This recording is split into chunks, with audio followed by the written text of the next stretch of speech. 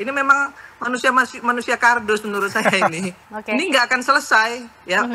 Selesainya kalau orang-orang ini ditangkap. Saya siap ditersangkakan, dikriminalkan seumur hidup juga saya siap.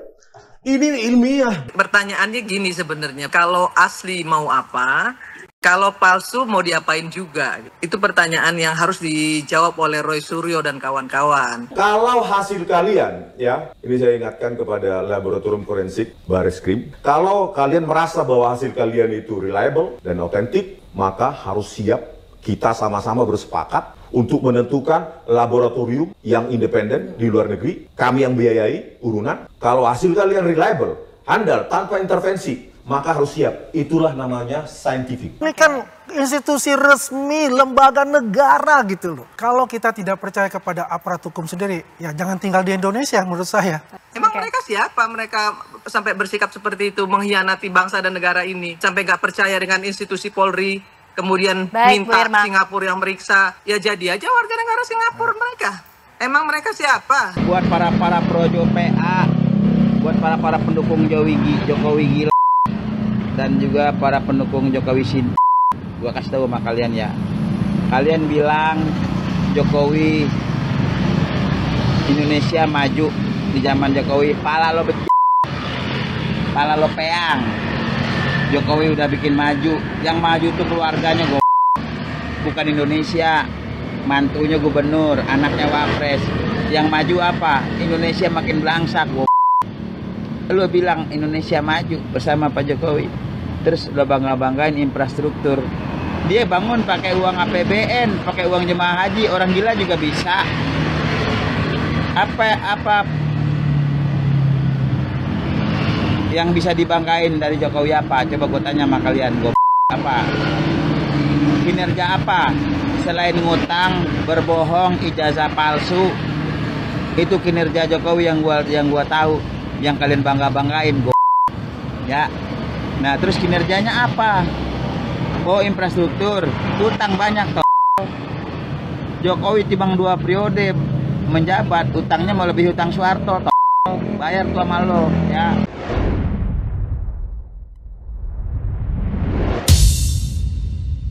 Uji saintifik itu harus bisa direkonstruksi orang lain, diuji oleh orang lain, dan hasilnya harus konvergen, konklusif. Harus siap, gitu loh. Karena apa? Kebenaran ilmiah itu tidak absolut, tidak hanya milik Anda. Harus siap diuji oleh pihak lain kalau ingin mendapatkan public trust. Itu poinnya. Biar bagaimanapun ini adalah lembaga negara gitu. Tapi ini kan kenyataan yang sudah dibuktikan secara saintifik ya. Saintifik itu harus repeatable, harus bisa diulangi, harus bisa di-challenge. Saintifik tidak hidup di ruang gelap. Saintifik tidak bisa diklaim secara sepihak. Bahwa apapun hasil Bareskrim yang diumumkan oleh Dirtipidum kemarin, itu harus siap untuk di-challenge. Itulah tempatnya di pengadilan. Institusi sebesar UGM gitu ya, yang punya kredibilitas itu sudah menyampaikan dan sudah bersaksi bahwa itu asli. Masih ngotot juga. Kemudian dibawa ke Puslapor, masih ngotot juga. Ini memang manusia kardus menurut saya ini. Ini nggak akan selesai, ya. Selesainya kalau orang-orang ini ditangkap. Saya siap ditersangkakan, dikriminalkan seumur hidup juga saya siap. Ini ilmiah. Pertanyaannya gini sebenarnya, kalau asli mau apa? Kalau palsu mau diapain juga? Itu pertanyaan yang harus dijawab oleh Roy Suryo dan kawan-kawan. Saran buat Anda Pak Joko Widodo bahwa Anda bisa menunjukkan ijazah karena kami masyarakat sudah mengikuti permainan Anda di kepolisian, juga tentunya akan ada permainan Anda lagi di pihak pengadilan nanti. Sehingga kami sarankan untuk Anda harus mengaku. Bila Anda malu dengan kelakaran Anda sendiri, kebohongan Anda sendiri, Anda bisa meminta pertolongan kepada pihak UGM, Ibu Rektor Ova Emilia, untuk jujur sampaikan bahwa ijazah Anda itu palsu. Ya, ini adalah saran kami yang dapat kami sampaikan. Ya, sidang perkara di pengadilan nanti yang jelas akan dimenangkan oleh Anda, Pak Jokowi. Tetapi para dokter ya, ahli forensik, Dr. Tifa, Dr. Roy Suryo, Dr. Rismon yang sudah memperjuangkan ini, mereka tidak akan pernah diam. Perkara ini akan lanjut hingga di levelnya internasional. Kalau itu benar lembaga itu menjalankan tugasnya dengan benar. Dengan benar. Kenapa kasus Sambo terjadi? Bahwa terjadi katanya tembak-menembak. Padahal tidak. Kalau mereka melakukan tugasnya, kenapa itu terjadi? Yang saya bilang itu. Kita lihat track recordnya. Kasus Vina Cirebon. Ekstraksi SMS 22-14-10. Tidak mereka pakai itu dalam mereka adegan. Yang diduga terjadi pemirkisiin dan pembinihin. 21-30 sampai 22-30. 21-15 sampai 22-30. Bayangkan kalau masih ada ekstraksi SMS 22-14-10 dalam periode waktu yang dituduhkan itu. Kalau itu dipakai dalam mereka adegan oleh polisi, apa yang terjadi? Bubar skenario itu, Bang. Itu produk polisi. Dua, Jessica menggunakan e-Redshop, software gratisan yang Windows Operating System, dan berbohong mengatakan itu software yang memang tersedia di DVR FD161S, DVR Telview. Padahal itu Linux Operating System. Beda alam. Di sini laut, di sini udara. Gak mungkin itu. Dan tetap berbohong. Itu produk Laboratorium Komputer Forensik Bareskrim Polri itu. KM50. Mau saya ceritakan. Apalagi KM50. Polisi memerintahkan data CCTV, HP di rest area KM50 dihapus. Belum lagi genangan data tidak di polis lain, dibersihkan. Terus 20 jam sebelum kejadian 7 Desember, 20 jam sebelumnya, fiber optik putus. Percaya nggak? Tidak dianalisa serat optiknya itu bagaimana, digunting, dimakan tikus atau apa, kena petir. Nggak ada, Bang. Hanya dibilang tidak dapat mengirimkan gambar ke server kami di Bekasi. Percaya nggak itu? Bayangkan, data CCTV, data HP di masyarakat rest area KM50. Itu sangat penting dalam digital forensik. Mengenai kasus ijazah palsu, saya punya pengalaman yang hampir sama. Waktu itu saya pernah bekerja di sebuah perusahaan di wilayah Pasar Kemis, Kabupaten Tangerang. Saya punya teman yang nama bekennya di perusahaan itu Rubio. Tapi Rubio itu bukan nama asli, tapi nama yang tertera di dalam ijazah yang dia pakai untuk melamar kerja di perusahaan kami. Karena persyaratan untuk bisa masuk kerja di perusahaan kami itu minimal lulusan SLTA, sementara teman kami tadi cuma lulusan SMP. Maka dia terpaksa memakai ijazah temannya yang bernama Rubio, dipakai untuk melamar kerja di perusahaan kami. Sehingga nama bekennya di perusahaan itu Rubio, padahal bukan. Pesan saya kepada kamu, Rubio, apabila ada pihak-pihak yang mencurigai atau menuduh ijazah kamu palsu saat ini, kamu tidak perlu menunjukkan ijazah asli kamu. Kamu cukup mengajak orang-orang untuk mengaku sebagai teman seangkatan kamu waktu SMA atau SMK. Jadi kamu tidak perlu repot-repot menunjukkan ijazah asli kamu. Jika perusahaan atau manajemen perusahaan memaksa kamu untuk menunjukkan ijazah asli kamu, kamu katakan saja, saya ikut apa yang dilakukan oleh mantan presiden kita, Bapak Jokowi. Kata-kata dong, Bang, buat mantan. Jokowi, katanya lu statement lu yang terakhir lu pengen pensiun. Mana sekarang anak lu? Saya sebagai jubir beliau, saya boleh ditanya dapat apa saya nggak dapat apa-apa, Bang. Saya nggak mau bicara kalau saya nggak paham. Contoh misalnya, ketika si presiden akal sesat itu selalu ya mencaci maki Jokowi misalnya begitu. Ya, sungguh menggelikan menonton atau membaca cara para pendukung membela Jokowi tentang penganugerahan prestasi korupsi Jokowi itu. Begitu banyak pendukung atau yang disebut ternak Mulyono itu, saya harus ngakak gitu. Ada aja orang nemuin ternak Mulyono. Irma Suryani ini ternaknya Mulyono. Alhamdulillah masih anaknya manusia. Mulyono kan manusia. Daripada anak onta dengan anak banteng. Ya kan? Berarti kan kalau dia disebut anak onta, dia disebut anak banteng, berarti kan anak binatang. Betul. Kalau saya masih disebut anak Mulyono, berarti anak manusia. Wahai Ibu Irma Suryani si paling terhormat, izin Bu, sekalipun kami anak onta dan anak banteng, atau seperti Ibu bilang tadi, kami ini anak binatang, tapi kami bangga, Bu. Pertama, karena kami bagian dari anak binatang yang tidak merusak konstitusi, ya. Terus yang kedua, kami juga bangga karena kami bukan bagian dari anak ternak presiden terkorup sedunia. Bagian paling nista dari manusia, yaitu kerakusan kendati sudah kenyang. Binatang itu kalau sudah kenyang dia nggak akan makan jatah dari binatang yang lain tuh. Jadi binatang dibuat sedemikian rupa oleh alam semesta untuk mencukupi dirinya sendiri itu. Kalau kurang dia berburu tuh, kalau kenyang dia berhenti itu. Tapi manusia yang namanya koruptor itu udah kenyang pun dia masih berburu harta orang lain atau masih bahkan berburu harta negara. Buat apa? Kan kalau kita terangkan, binatang itu punya kecukupan. Manusia itu tidak mungkin jadi binatang. Dia bisa jadi di atas binatang, yaitu berupaya untuk tidak rakus, atau menjadi di bawah binatang, yaitu mengeksploitasi naluri rakusnya. Kan itu. Jadi tidak ada manusia yang bersifat binatang, yang ada atau dia di atas binatang atau dia di bawah binatang. Nah, koruptor itu di bawah binatang. Jadi itu bagian yang saya terangkan tadi, bahwa dimensi itu yang harusnya dipahami, supaya kita belajar bahwa kerakusan itu datang dari kekuasaan yang berlebih. Oleh karena itu, kendalikan kekuasaan. Apa yang mesti dilakukan? Oposisi, kritik, dan seterusnya itu. Pak Jokowi itu ya bukan orang yang mau membahas hal-hal yang nggak penting kayak gini.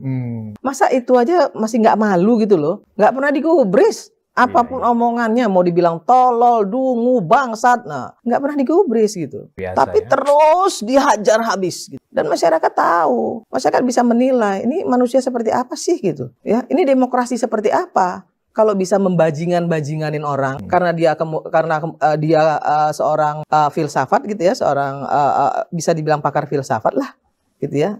Menurut dia, kemudian dia bisa ngomong, saya nggak bicara dia sebagai manusia, dia bicara sebagai presiden, tai kucing lu lah.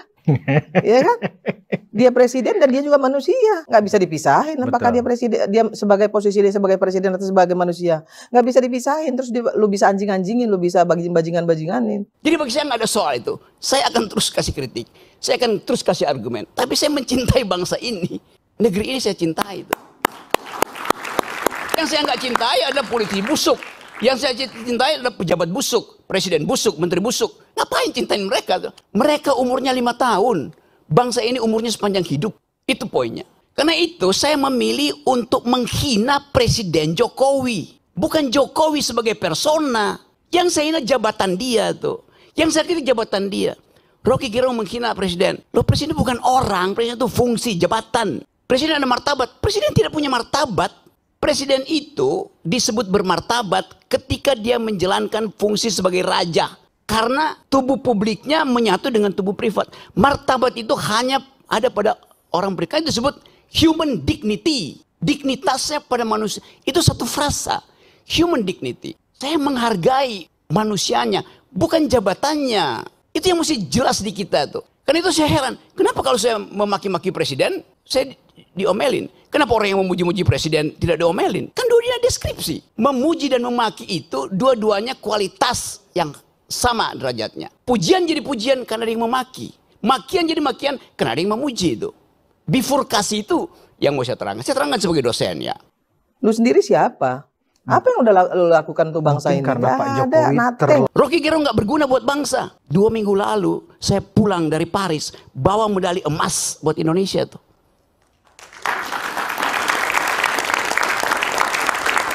Ini memang manusia kardus menurut saya ini. Ini nggak akan selesai. Ya, selesainya kalau orang-orang ini ditangkap. Saya siap ditersangkakan, dikriminalkan seumur hidup juga saya siap.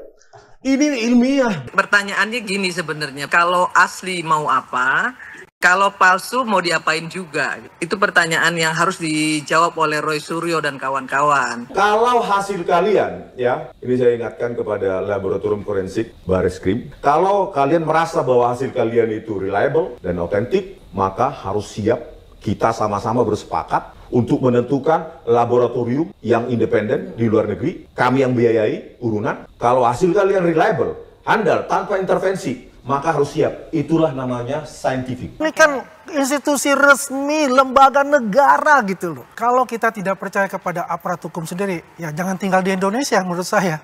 Emang mereka siapa? Mereka sampai bersikap seperti itu, mengkhianati bangsa dan negara ini. Sampai nggak percaya dengan institusi Polri, kemudian minta Singapura yang meriksa. Ya jadi aja warga negara Singapura mereka.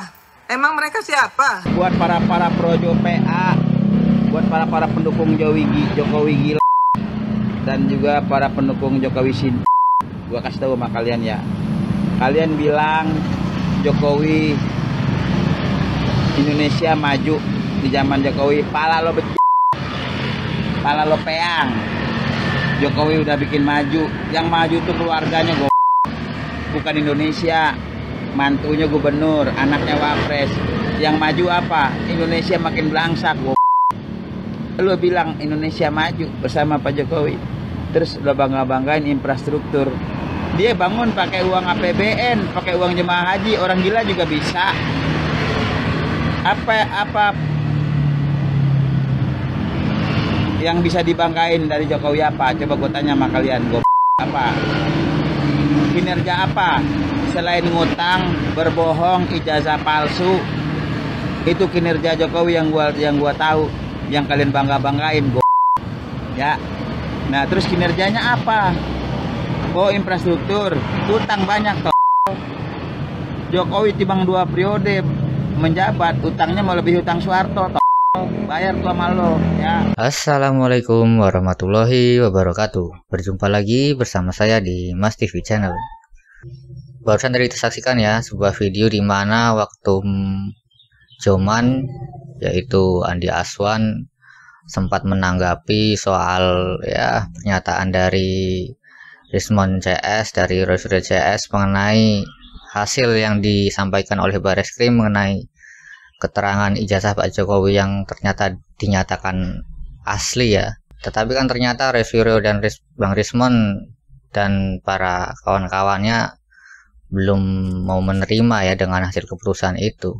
Dan di sini sangat terlihat arogan sekali sih kalau menurut saya Bang Aswan ini. Dia sampai ya kita harus percaya kepada institusi kita harus percaya kepada Polri kita. Kalau ada yang tidak percaya silahkan pergi saja dari Indonesia. Ini kan waduh, sebuah perkataan yang sangat arogan sekali lah, sampai mengatakan pergi saja dari Indonesia. Ini kan memang dia siapa gitu loh, sampai bisa mengusir orang keluar dari Indonesia ini. Percaya atau tidak percaya seseorang kepada institusi itu kan adalah sebuah hak. Nggak bisa dong memaksakan orang semua harus percaya gitu. Tinggal bagaimana institusinya saja mau membersihkan namanya, mau membenarkan namanya atau tidak.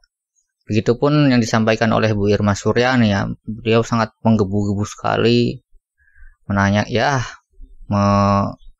mengatakan bahwa para penggugat ijazah Pak Jokowi ini harus dipenjarakan karena membuat kegaduhan, tidak percaya kepada institusi Polri, kepada Bareskrim, itu sama saja mengkhianati negara.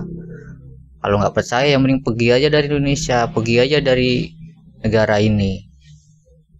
Ini kan sebuah perkataan yang sangat ya, sekelas politisi seperti Bu Irma Suryani loh, harusnya kan tidak perlulah berkata seperti itu. Apalagi ini hanya menanggapi soal ijazah Pak Jokowi loh, soal hal yang remeh-temeh sebenarnya. Tidak perlu sampai seperti itulah, mengatakan hal-hal yang kurang bagus lah, terlalu arogansi sampai mengusir orang keluar dari negara ini kan, hanya karena tidak percaya dengan institusi Polri. Itu kan sebuah arogansi. Siapapun berhak tinggal di sini, mau dia percaya sama Polri ataupun enggak, yaitu urusan dia, itu hak dia.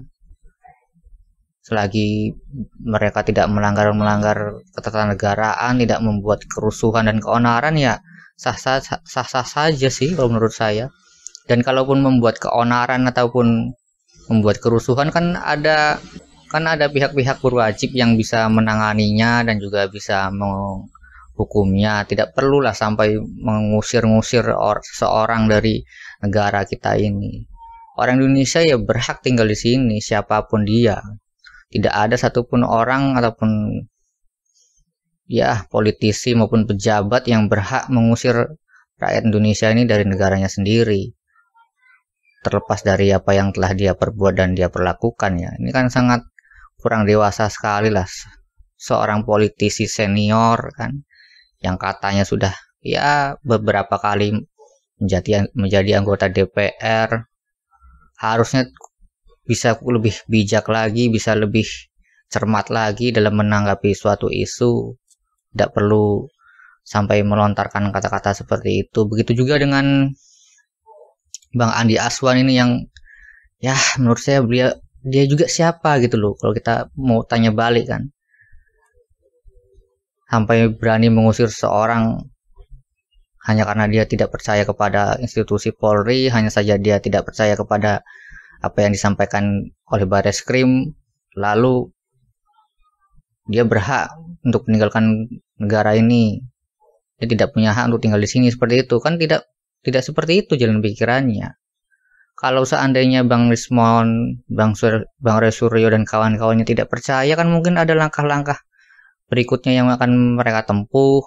Selagi itu tetap di dalam koridor, ya biarkan saja seperti itu. Kalau mereka tidak percaya kepada Bareskrim, kepada Polri, ya itu hak mereka. Percaya atau tidak percaya itu hak semua orang. Nggak bisa kita memaksa seseorang harus percaya kepada semua institusi di negara ini. Dan kita juga tahu kan bahwa institusi di negara ini ya tidak semuanya bisa dipercaya. Ada saja orang-orang atau oknum-oknum yang bermain di belakangnya sehingga membuat nama sebuah institusi di negara ini menjadi ya sedikit tercoreng lah. Apalagi ya kalau kita mau jujur-jujuran kan, yang namanya Polri itu kan di berbagai kasus ada saja oknum-oknumnya. Ini kan membuat kepercayaan masyarakat menjadi rendah gitu loh, menjadi ragu terhadap Polri. Apalagi kita tahu beberapa bulan yang lalu dari kepolisian itu sowan ke Pak Jokowi di saat ya seperti menunjukkan kedekatannya lah kepada Pak Jokowi kan sebagai mantan presiden. Ini kan menunjukkan indikasi ya namanya mantan pejabat publik seperti Pak Jokowi ya wajar kalau dikait-kaitkan dengan berbagai hal. Itu sudah biasa, namanya juga seorang politisi. Dan bagaimana menurut pendapat kalian soal statement dari Bang Andi Aswan dan juga Bu Irma Suryani ini? Silahkan tulis komentar kalian di kolom komentar yang tersedia. Wassalamualaikum warahmatullahi wabarakatuh.